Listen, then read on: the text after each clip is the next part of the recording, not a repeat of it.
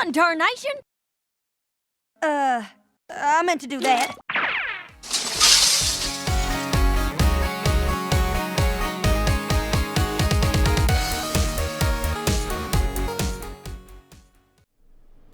Howdy folks, this is Applegeek. Well, Season 9 is finally underway. I finally got my premiere reaction posted after significant delays due to the convention and being sick and all that fun stuff, but that's finally published and comments have been awesome so far and everything. And now I finally get to try and play a little catch-up here and watch Episode 3. And thankfully I am blissfully unaware of what this episode is about. So, without any further ado, let's go ahead and give this a watch, starting now.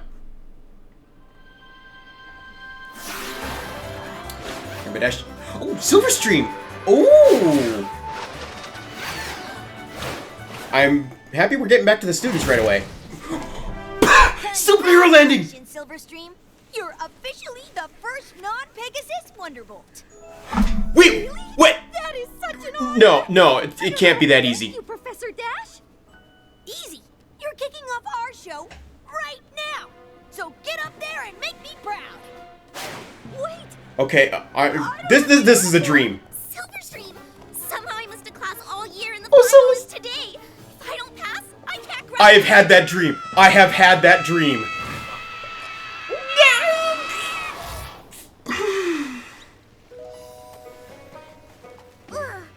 What? Whoa, that was weird. Okay, it's a dream. Anything goes. Even weirder. Like, how many times are we gonna almost hurt Yona? Oh! This isn't mine. I love that we've come back to that. Oh, fear of enclosed spaces. Okay. Fear of falling. Fear. Okay, it's like worst fears here. That's like a trippy room there. What? What is this? All answered my summons. She was not dead! She's not dead! I knew it! This isn't my dream? Friends must be dreaming together. More like a nightmare. I know, right? How do I pick just one? They all look so good. That's Sandbar. your version of a bad Focus. dream. But why did you bring us here, Headmere Twilight? I am That's not the... Twilight. No. I am merely the messenger. You all must hurry. The Tree of Harmony needs you. Oh, yeah! Oh, yes! Yes!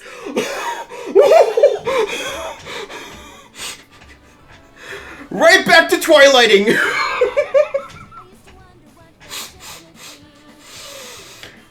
Oh, we are hitting this season hot and heavy here. This.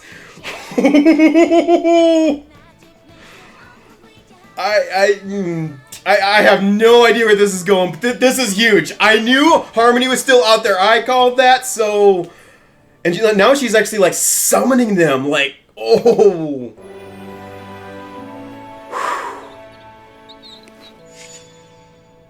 Looking good. Nice. Spike, I have horrible news. Wait? What's wrong? Is the Crystal Empire under attack again? No. No, we only have 20 highlighters, and they're all orange. How will every creature color code their notes?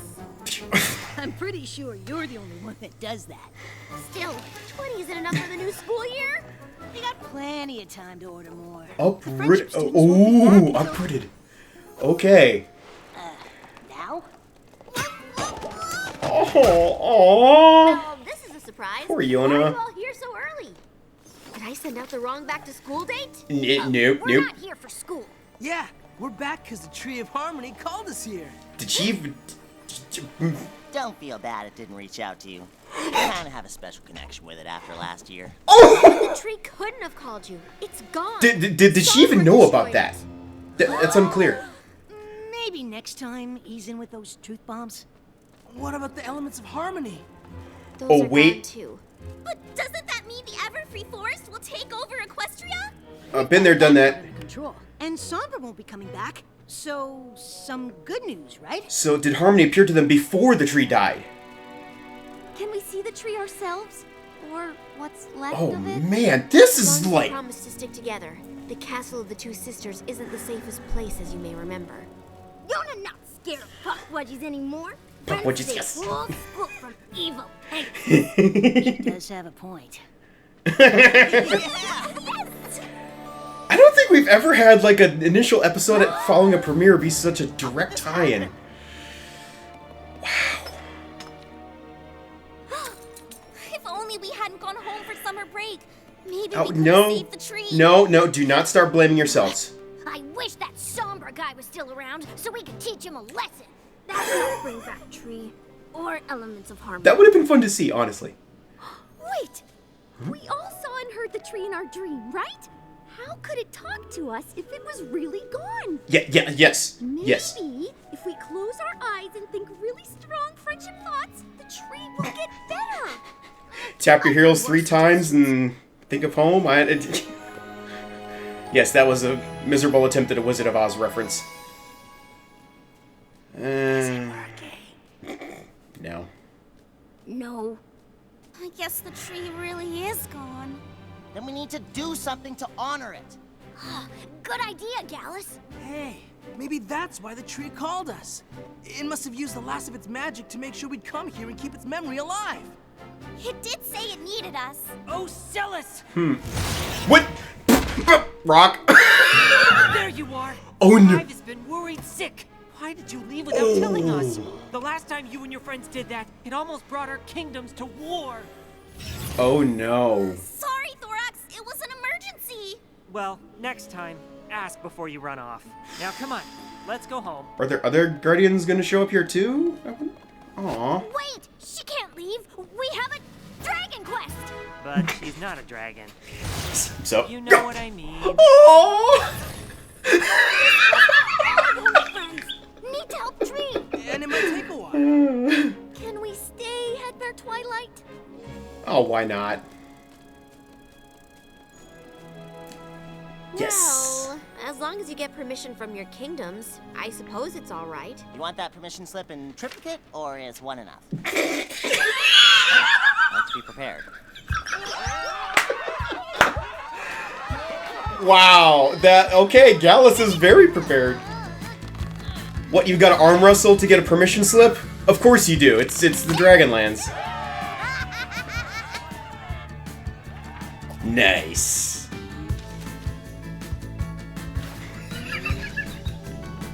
That's adorable. Oh, what's this one gonna be? Okay.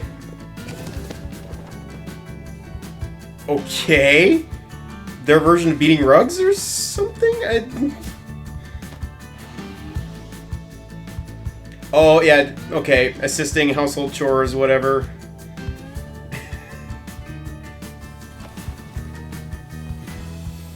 Aww. Yes. I love how they like each race has their own little rituals that they have to do for this. Get out of here! Oh. I like the new changelings. What? Okay, she's like telling the entire story. That art was amazing. Hey, you're back! Great! Since I live local, I figured I'd do a little cleaning up while you were gone. Give us a What head did you start, have to do know? to... oh well. Sandbar, where's the tree? I got rid of it to make room for a memorial. You did this? Yeah. That's what you guys were thinking, right? So not. How can we remember the tree if it's totally gone? Oh, it's not gone. Look. I What? planted a new tree.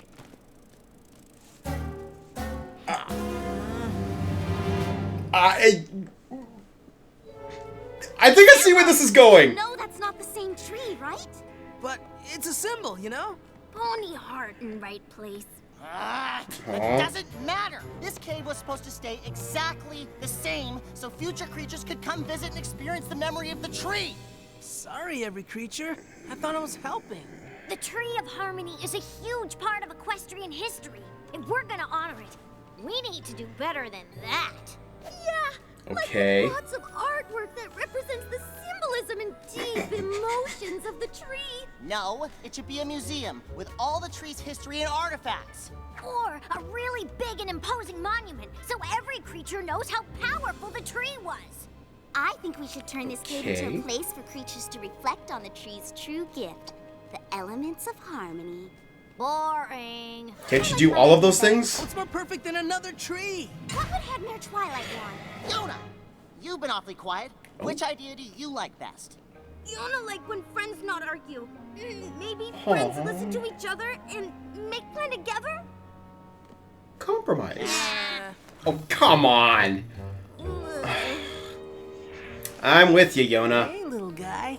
Need a drink? Step right up. Walk this way. Welcome to the one, the only Harmony Museum. Come see the birthplace of the tree. Have you been taking The tears of a basilisk, and tended day and night. I said, you've been taking lessons from Flim and Flam? This is truly one of the wonders of Equestria. Oh my word. Dallas, none of that actually true. So, honoring the tree means giving it a story that creatures will care about. It already has a great story. This is Yeah, true. but mine makes more sense. Whatever. No. Just keep it down. My sapling doesn't like the noise. Good. It doesn't belong in the tree's memorial anyway. And if you think this is great, just wait You until know? you see the mystical cave of harmony. Seriously, the Flim and Flam should be trying to hire this guy. No, this is like the first, like, legit conflict that this group has had, I think. Wow, those moves. What dragon doing? Making a memorial statue of the tree. When creatures see this, they'll be super impressed. Look like rock. Not I'm not finished yet. And honestly, I'm kinda having a hard time remembering what the tree looked like. I can't believe I'm already forgetting. There's gonna be pictures of it somewhere. Where's Photo Finish when you need her?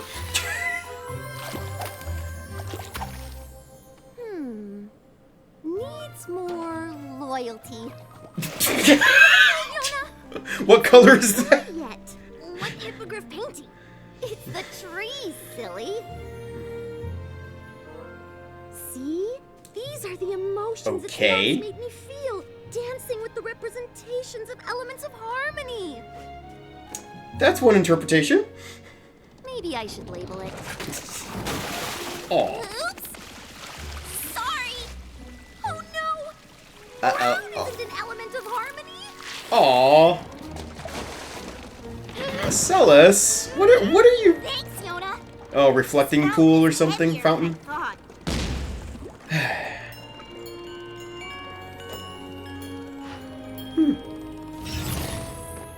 It's for creatures to look at as they honor the tree's memory in quiet thought and contemplation. Yeah, this is reminding me a lot of Castle I Sweet got some help Castle. and guidance from the counselor at our feelings forum back home.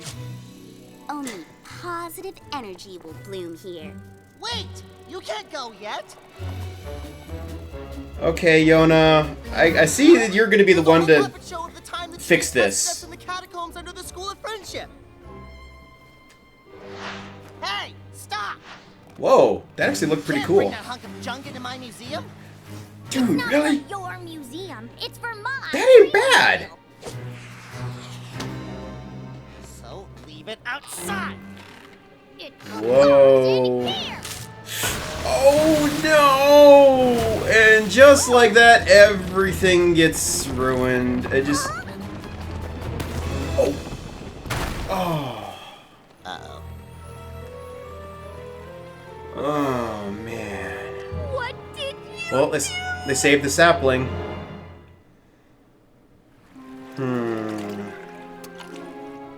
My meditation garden is ruined. Why couldn't you have been more careful? This never would have happened if you would all just listened to me. And made the tree some kind of roadside attraction? No thanks. Now, Silverstream is twilighting. Twilight is gonna be so mad when she sees what you guys did to the Cave of Harmony. Yeah, like some rainbow art project was better. Not cool. It's impressionism. I'm just glad the tree's in here to see this. This is all your fault. I give up. Quiet! Friends doing this the wrong way. Wow. All remembering Tree of Harmony for what Tree was, not what Tree is. You mean gone? No! Yona mean even though Tree not here, Tree here. In hearts. Yes! Tree made friendship even closer. That's right! We ran away to be together right above this spot. The castle of the two sisters. And later on, the tree tested us to show us we're stronger as a team.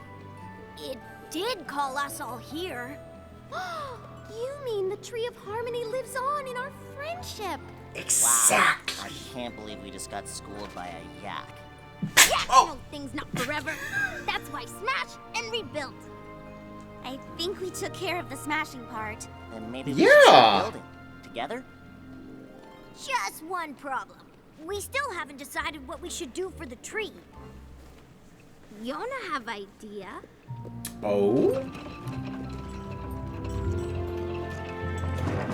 Okay. Where did you find it? Oh, I didn't move it too far. It was kind of heavy. And you're just mentioning this now. What important is Well, you didn't that ask. Yona branches so friends can rebuild? Rebuild what exactly? Ooh, I know! Something that represents what the tree is. The gateway to our friendship. Yes! Okay. What ponies call it? Club home? A treehouse. That's a great idea. I know the tree would have liked that. What? Oh. Okay. What is this gonna look like when this is all Help me done? with this piece.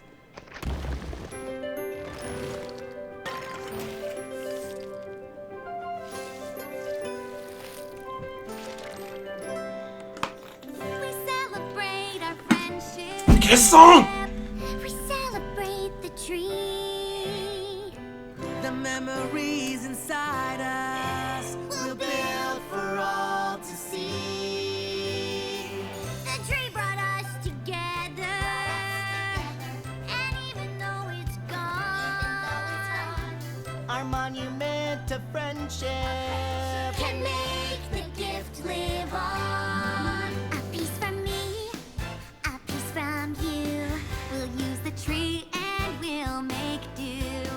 If things don't fit, there's lots of glue.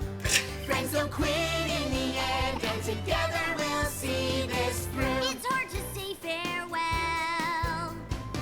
To something you hold dear. There goes the sapling. But goodbye isn't forever. As long as we are here. The tree is in our memory. Its roots have grown deep in our hearts. Deep in our hearts. Its branches raise our spirits together. We're all bound.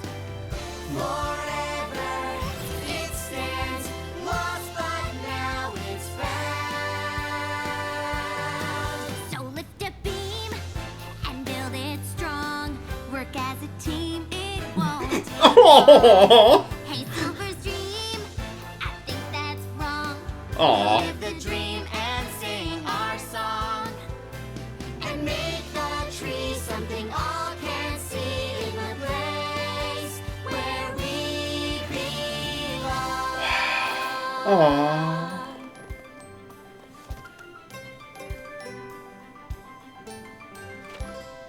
Well, what do you think? It's kinda messy. Yeah, like a bunch of different parts all smushed together. Oh, it's just like us. Yes! Yona think it's perfect. Yes! Let's Oh, give it a try. absolutely. Oh.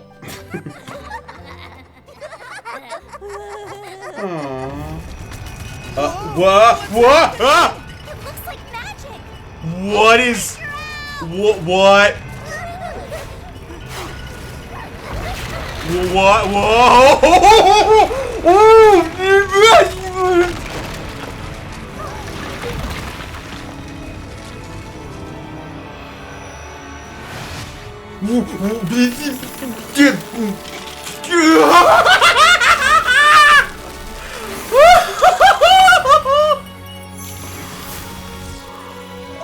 Oh my!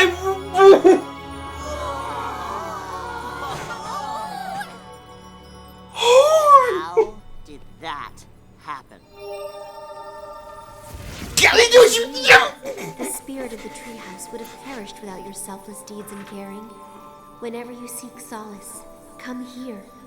Your friendship and the friendship of future generations will always be safe within these walls. I felt a burst of magic all the way over at the school. Is every creature okay? A little confused, but Twilight, definitely do you okay. see something new here? Where did this come from? We're kind of gonna ask you the same thing. It looks like part of the Tree of Harmony. But how? I thought it was destroyed. It was.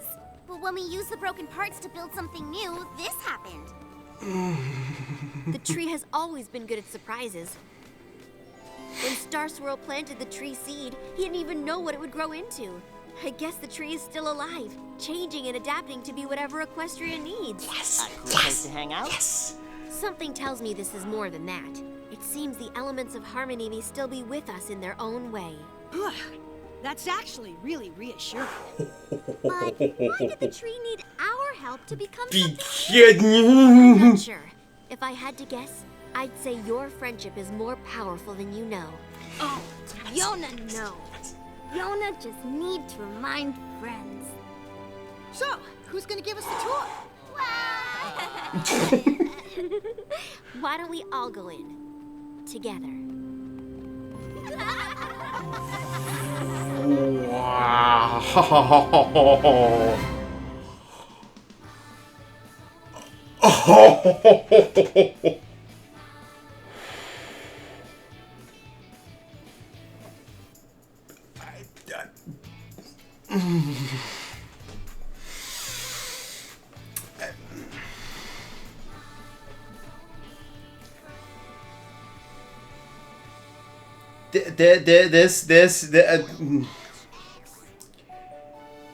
Jim and Nicole and all you wonderful people, you've left me stunned and speechless again. After the premiere, I mean...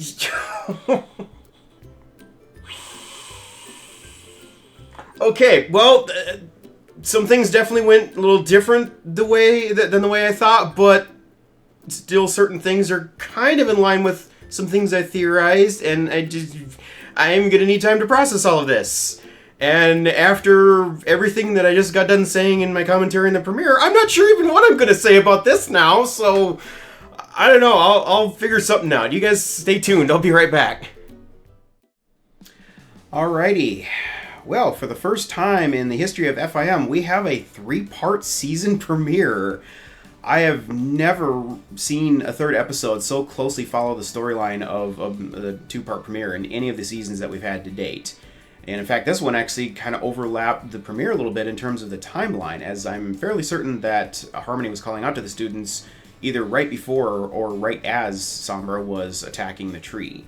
But already, I digress.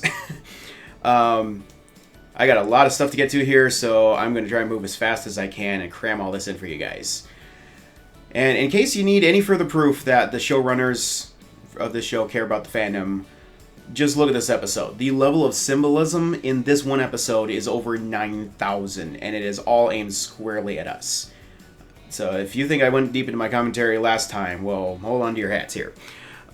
First of all, let me establish just a few main points here. I see the main 6 as representing the show and its writers, the Tree of Harmony representing the fandom, and the Young 6 being representative of us, the fans. Now, if you're confused, allow me to clarify this. From what I understand, Hasbro originally requested of the showrunners that a school be introduced into the series, but left it kind of open-ended as to what kind of a school that would be. And what the writers did is came up with Twilight School of Friendship, and along with that, the Young Six, or the Student Six, or whatever you would prefer to call them. It seems to me that the Young Six were created to represent us, the fans and viewers of the show. We come from all over the world, from all different backgrounds and cultures, but we share at least one thing in common, which is our desire to experience and share the magic of friendship. The way in which the main six are passing on their lessons of friendship to these young students is symbolic of the way that the show has taught us these lessons over these past several years. I think the writers wanted to use this school to make it clear that this knowledge and wisdom should be shared and passed on to future generations. Now with the season premiere, we're faced with a major change in the status quo, where the main six are going to be moving on to much bigger responsibilities, and of course we see Twilight freaking out about this. This is symbolic of how the show is ending, and the people are, some people are leaving the fandom. Many of those left in the fandom feel like their whole world is just kind of coming apart and changing too fast, and they're just not prepared to deal with life after the show quite yet, just like Twilight isn't quite ready for this next big step. And of course, when the tree was destroyed, again representing the fandom, that kind of felt like a visual representation of what a lot of fans think will happen to the fandom after the show ends. It's dead. But then, the tree, knowing it was about to die, reached out to the students, which, again, represent us, and the fans, and because it knew it would need their or our help to save it. Students rallied together to try and find a way to honor the memory of the tree, just as we hope to find a way to keep the memory of our show and fandom alive. And of course, they struggled at first, until Yona pointed out that they needed to focus on what the tree is, rather than what it used to be. And just like how we need to accept that the fandom is changing, and it's better to embrace what it's becoming rather than what it always used to be. They're trying to hold on to what it used to be. The students' efforts ultimately resulted in that cute little clubhouse built out of the remnants of the tree, which is admittedly a much lesser version of what we used to have. And that kind of symbolizes what we think the remains of the fandom will actually look like after the show ends. What the students did not realize is that their friendship was so much stronger than they ever knew. And that power saved the spirit of the tree and transformed it into a place of solace both for this and future generations. Likewise, the fans of this show have created a fandom that is far more grand than so many people realize. A place that is warm and welcoming welcoming to all in a cold, harsh world. And because of our efforts, it can live on far beyond the end of the show itself. I will say once again, this is our legacy. It only dies if we allow it to. Also, keep in mind that Harmony could have sought the power of the main six to save it, but it instead chose to request help from the students. As I've mentioned before, the world is changing, and one change often requires other changes as well. The main six are fantastic friends and are very powerful, but they aren't necessarily the best suited to remain the heroes of the story anymore. At least not in the same type of role. The students, having overcome even their cultural backgrounds with friendship, are, in my opinion, much better suited to now take on the task of spreading the magic of that friendship beyond the borders of Equestria, bringing it to all the masses. On that note, let's talk a little bit about the students and their cultural differences. This one episode has given us a wealth of new details about their cultures, as well as some great character growth. For starters, yes, they really hit it off as friends in the beginning, but as we well know, even the best of friends can have arguments, and we finally got to see a big one from these kids. Granted, there is definitely some conflict between them back at Hearthwarming Club, but not really to this extent, in my opinion. And more often than not, we've actually seen the students kind of putting the main six to shame in terms of behaving the way good friends should.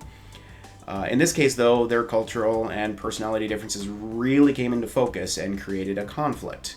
They all agreed that the loss of the Tree of Harmony was devastating and that some kind of memorial was needed. However, they all had different ideas about the best way to accomplish that. Just kind of like we all have different ways on how we think the fandom should be saved.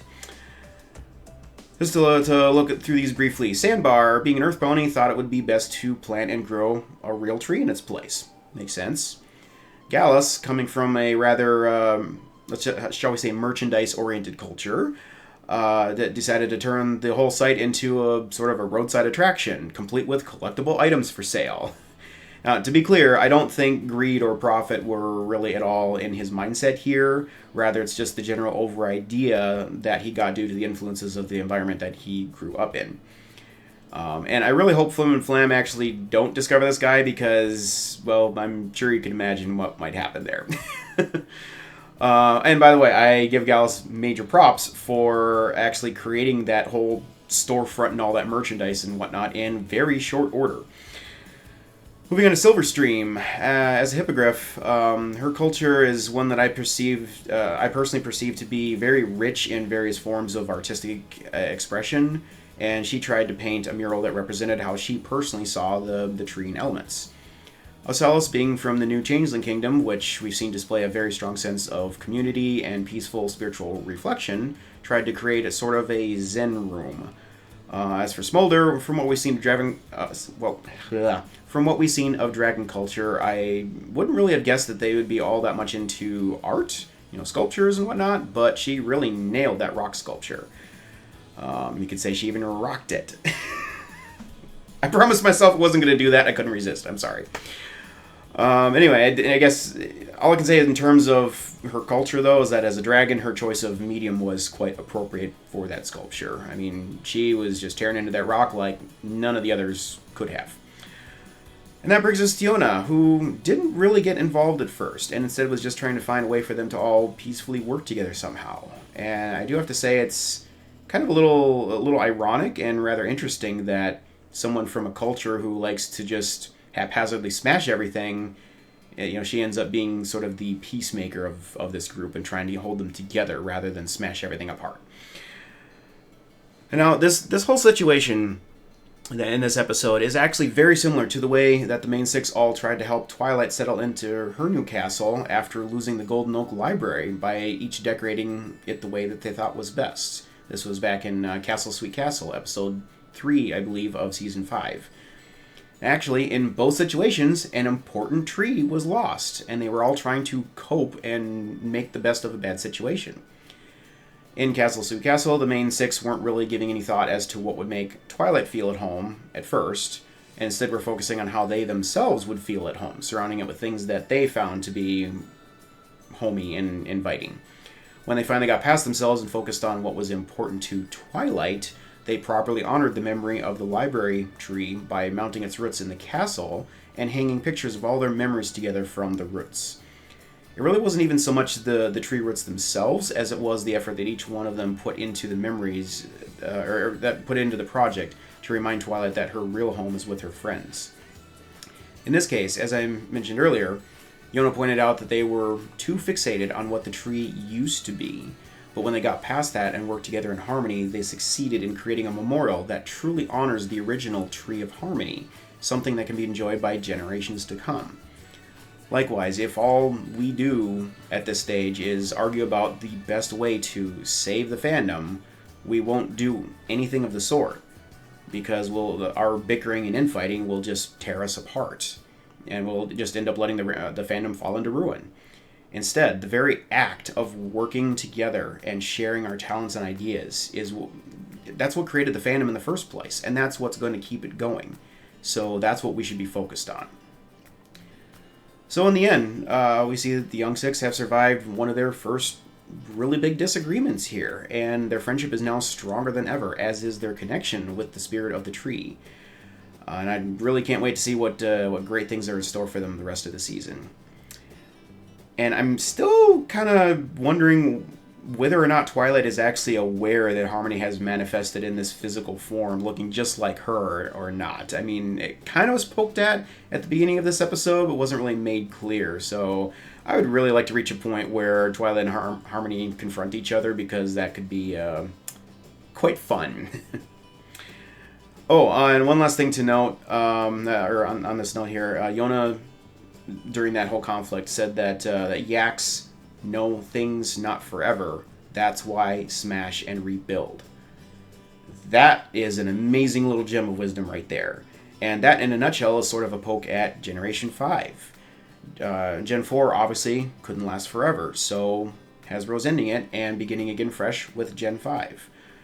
And that line really kind of gives some significant insight into yak culture as a whole. They do not believe in hanging on to old things for sentimental reasons. They build one thing for a specific purpose, and when that purpose has been fulfilled, they tear it down and build something else that they now need.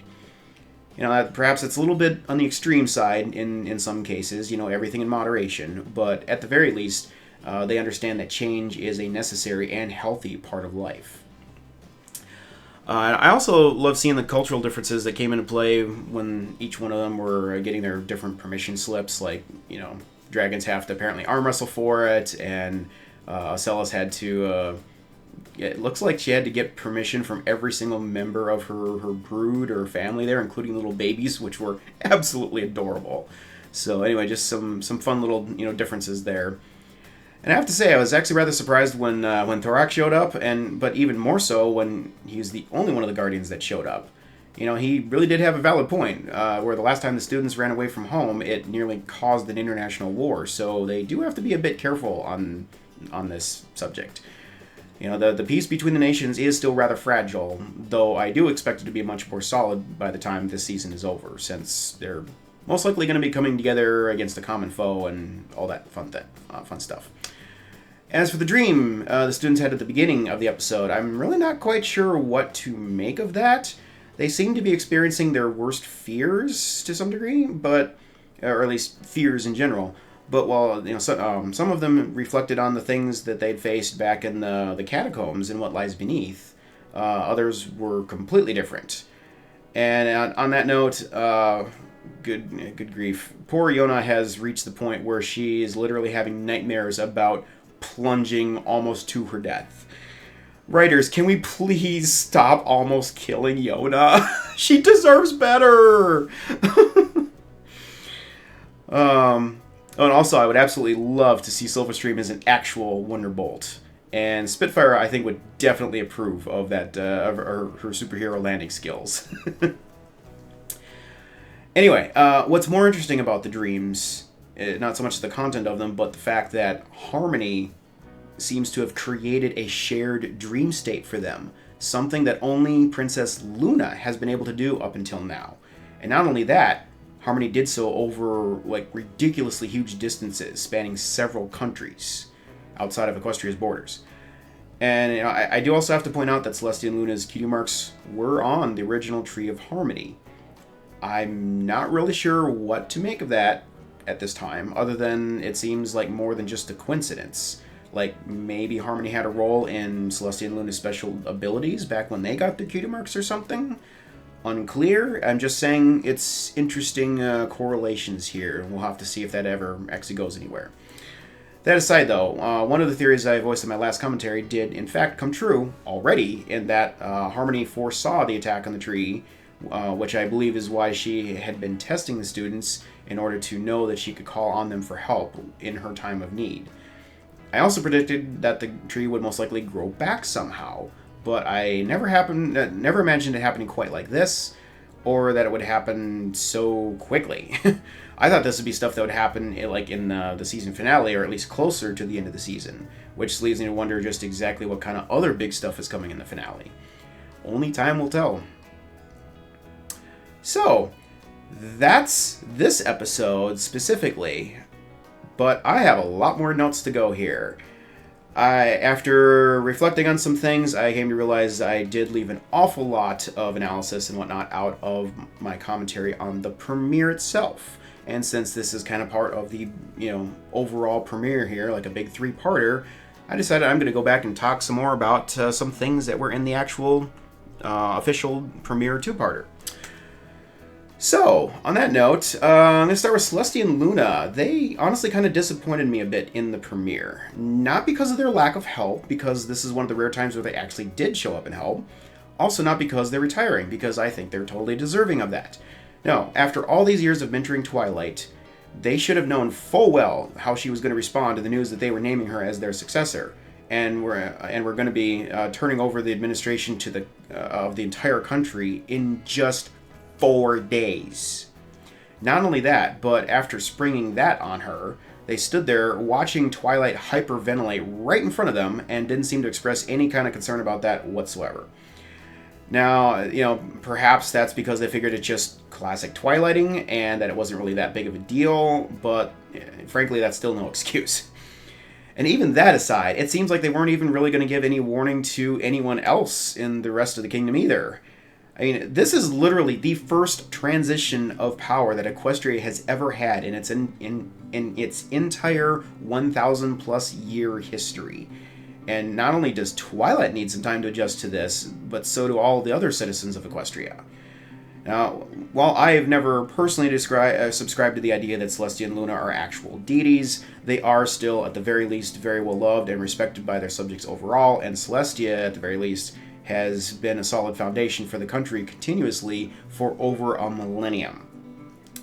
Having Luna come back was, of course, a shock to many, but Celestia was still primarily in charge of the day-to-day tasks of running the country and whatnot, so it wasn't really that hard of an adjustment overall.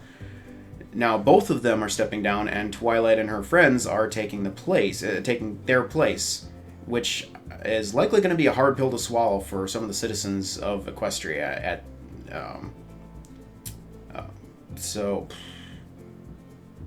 Lost my place again. I am so sorry. So, okay, yeah, it's going to be kind of a hard pill to swallow for some, despite all the numerous times that they've literally saved Equestria from certain doom.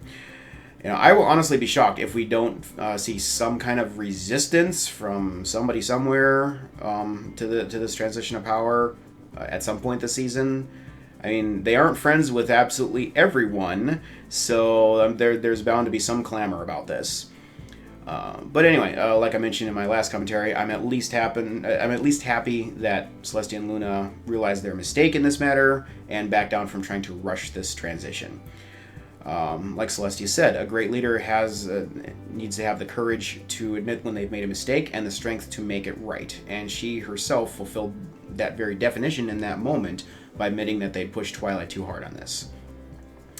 Oh, and just on a side note, now that the new Tree of Harmony has grown up into the ruins of the Castle of the Two Sisters, I'm not entirely certain that my prediction about them fixing up their old castle is actually going to come true. I guess it just depends on whether or not they're fine with having that giant tree there and just rebuild the castle around it. And, that perhaps might even make it an even more inviting place to come visit. So we'll just have to see what happens. And for an extra bit on Twilight here, I have to say, despite all her flaws, she's matured an awful lot over the years, as I've talked about in some of my past commentaries. Overall, I fully believe she is worthy and deserving of the honor of becoming the true leader of Equestria. That said, she still has some things to work on. Twilight, with what I'm calling her tactical planning skills, does quite well at managing things when events that are happening fall within all of the scenarios that she's planned and prepared for. It's her ability to think fast and gracefully handle unexpected situations that's one of her biggest weaknesses at this point. In the past, she's made a number of mistakes when this happens, including shouldering too much of the burden on her own, pushing her own friends away, looking for quick fixes by begging for help from others, lying, even stealing, as we saw in the movie. Now, to be fair, there's also been times when she has remained rather calm and collected and acted with grace similar to that of Celestia. So I definitely believe that she's capable of this. Really, it just seems like her ability to stay cool and act with grace is directly proportional to the level of impact that these unexpected events are having. And when it comes to things that threaten the stability and safety of Equestria as a whole, that's where she tends to really break down. Here in the premiere, she first went for the quick fix, i.e. the elements of harmony, and then when they lost those, she repeatedly said that she didn't know what to do, and then resorted to begging Discord for help. Again, I still believe Twilight is capable of being a good leader, but she's going to have to learn to not keep losing her mind every time something catches her off guard, and to rely on her friends and allies to take action and provide counsel, and just overall be more of like a commander-in-chief than a frontline hero. We joke about the princesses never doing much, but if you take a close look, you'll see that a lot of what Celestia did was lead by mentoring and appropriately delegating tasks. Just because you're the supreme leader doesn't mean that you always have to be the hero. A great leader acts as an anchor, a foundation, someone that others can expect to stand firm and support them in their combined efforts. Celestia was all about knowing which of her subjects and allies were best suited to help resolve various situations, and saw to it that those relationships were developed and individuals mentored as needed to help them rise to the challenge. With the main six now transitioning into this role themselves, they are going to be faced with the same type of situation, where they themselves aren't necessarily going to be the ones on the front lines anymore, but rather will most often be the ones mentoring and guiding the efforts of others, such as the Young Six. I will be very curious to see how Twilight will rise to this challenge as the season progresses. I think all the things she's learned have done well to prepare her for this, and I think she'll do quite well, but it's still a big adjustment to make. So no offense to Discord, but Twilight definitely does need just a bit more time to kind of adjust and figure this all out. On the topic of Discord, I kind of neglected to talk about him much at all. So, ever since Season 4, we've been seeing a lot of interesting lessons being taught in Discord's own unique way. Quite honestly, I think he's become about as much of a mentor to the main six as the princesses are. I still don't know how he seems to know so much about what's going to happen and how to steer the main six in the right direction the way he does, unless he somehow looked into the future himself. But given his performance in the premiere, I'm actually starting to wonder if he had actually started turning evil again back when he teamed up with Tyrek, or if he knew exactly what he was doing the whole time and just played along with Tyrek in order to push the main six to dig deep and find the strength that they needed to defeat him on their own. After all, that was a very similar situation as to what they faced here with Sombra, and right before he supposedly went back to the dark side, he was pointing out passages in their friendship journal that gave them clues about the key objects. To me, it just never really made much sense that he would be that interested in helping them figure out that puzzle and then turn right around and switch sides so easily. Perhaps he was just faking it then as well and allowed his own magic to be taken in order to help them get the last key item, and which also removed himself as an ally so that they were forced to find another way to deal with the situation instead of just begging for his help. After all, that wasn't too terribly long after they had lost access to the elements of harmony the first time around, and were afraid of how they would be able to defend Equestria from evil without them, just like they were again now with Sombra. He knew then that they had the power they needed, and it seemed like now that they had the elements again and lost them again, they needed yet another reminder that those ultimately were just a crutch that were holding them back from their true strength. Now, maybe I'm completely wrong about this. It is a bit of a wild theory. Maybe he really did just switch sides, back to the evil side again for a short time. But regardless, it's very clear that Discord has some amazing insight into the strength and abilities of the main six, and he has a very unique way of sharing that insight with them and pushing them to rise to the occasion when needed. He's not perfect by any means, and he obviously loves to troll others, but I love that there are moments like this where he just rises past that and finds the way to be truly helpful to their cause.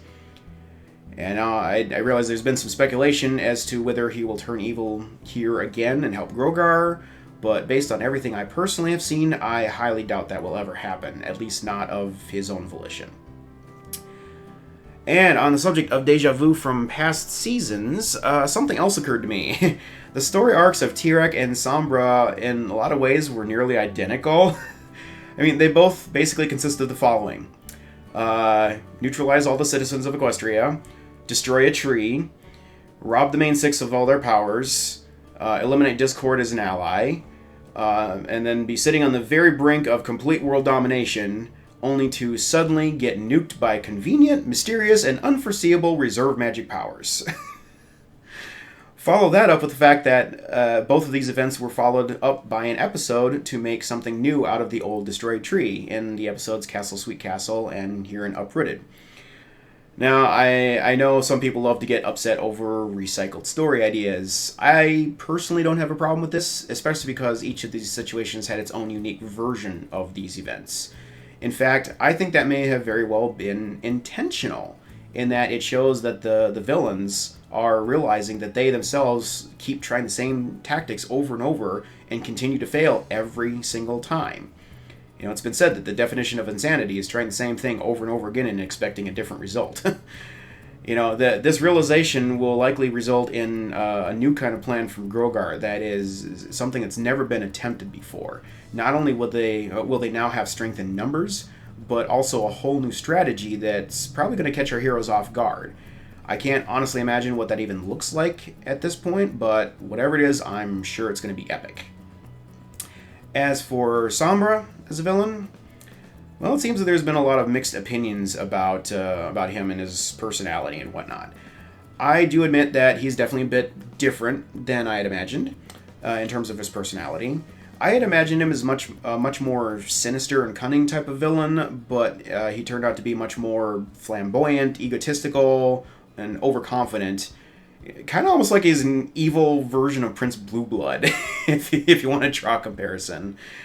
All that said, I'm not actually really disappointed by this, despite it being kind of a cliche. Like I mentioned before, I think this is actually quite intentional because he was supposed to be the villain that makes the same tired, cliche mistakes over and over again, you know, that ultimately cause failure every single time. And he did that in order to basically prove Grogar's point for him. Also, I honestly never even expected him to get that much of a story arc of his own. Let's go back again. Because yeah, I mean, I theorized that he would come back as part of this group of villains, but I thought he would just be part of the group and as such wouldn't get all that much individual focus. So just the fact that he actually got a focused character arc, however short, makes me happy. And one last thing I want to mention on that is that, yes, I did see that Sombra did not have a cutie mark, which was a little bit of a surprise. And that does seem significant at first, but given that he's an Umbrum, i.e. a shadow pony, which we don't really know much of anything about, you know, maybe that's perfectly normal. Now, I will say, I haven't read all the comics and stuff, and I know that's where some of this information about Sombra came from. So maybe I'm saying something that is in conflict with the content of those comics. But as far as I know personally, there is no canon lore that states that Umbrums are capable of getting cutie marks. And honestly, there are far more creatures in this world that don't get cutie marks than do. So it really would not be all that surprising, aside from the fact that he actually does have a pony form. And as far as we know, all ponies can get cutie marks. So a little bit of a question mark. Is it really relevant? Probably not, but you know what? Fanfic material. So, yeah, that's basically a wrap for this truly epic season premiere. As best as I can tell, I have talked about everything I can possibly think of to talk about this now. So, and I would say, given the events of Uprooted here, and the fact that it is, for all intents and purposes, a part 3 of the premiere story, I'm going to go ahead and say that this is definitely the best premiere of any season in the show to date. Super high rewatch value in this for me, personally. And I can't wait to see what all... Oh, and yeah, now the very next episode, which I actually get to watch in just a couple days here, is episode 200. And I'm sure that's going to be one of the best episodes we have ever seen in the show, period. I mean, we saw what all kinds of crazy things the writers came up with for us back in Slice of Life, episode 100. So this is going to be good, whatever it is. So on that note, I will see you again soon, very soon, for another reaction. Later.